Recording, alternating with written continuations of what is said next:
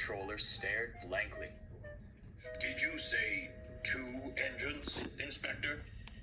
Yes, sir, replied the inspector. They've, lost their numbers, sir. Indeed, Thundered the fat controller. we'll see about that. The island of Sodor was busier than ever, and the engines felt rushed off their wheels.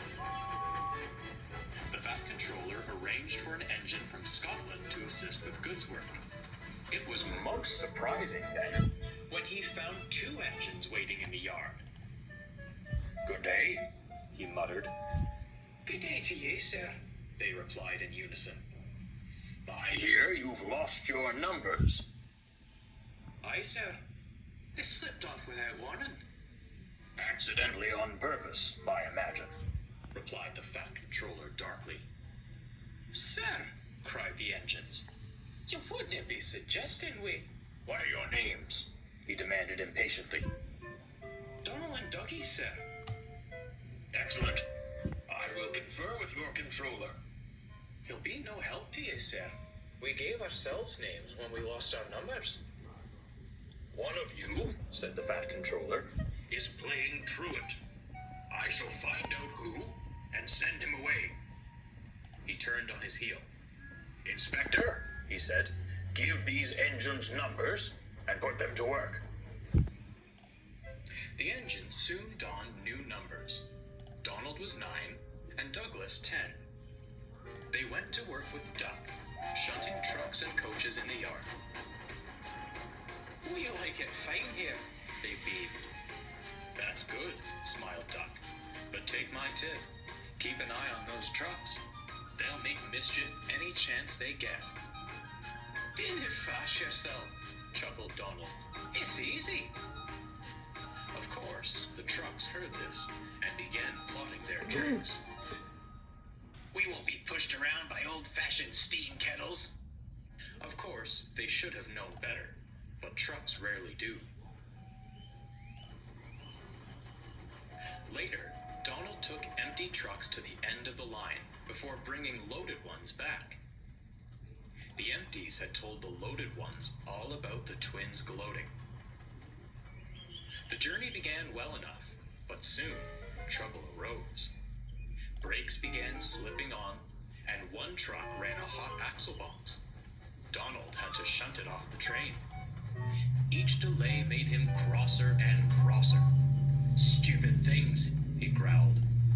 What does he know? Tittered the trucks. An old kettle like him is no patch on us. Later, Donald stopped just before Gordon's Hill, so the guard could tend to the wagon brakes. When all was ready, he started with a will. The resulting jerk broke an old coupling. The last 10 trucks and the brake van came loose. Feeling the snap, Donald's driver looked back. Trailing behind, but gathering speed on the hill, he saw the remainder of the train. "We've got to keep ahead of them, Donald," he shouted. "I just hope there's nothing at the platform at Edwards Station." But we're meant to stop there and leave some of these trucks, replied Donald. If those devils you call trucks catch us, Remarked the fireman grimly. there'll be nothing for us to leave. they'll knock us off the rails. Well, what are we waiting for? Cried Donald, and he surged forward as the driver blew open the regulator. Donald raced down the line. The guard, braking in his van, could only do so much. The trucks were getting closer and closer. Edwards Station loomed in the distance. Thankfully, their line was clear. Whistling frantically, Donald pushed past the signal box, whistling like a banshee. The trucks screamed. The signalman sent a warning down the line. All traffic halted. Then came the trucks. To the relief of the signalman, they had slowed to a crawl, stopping just before his box.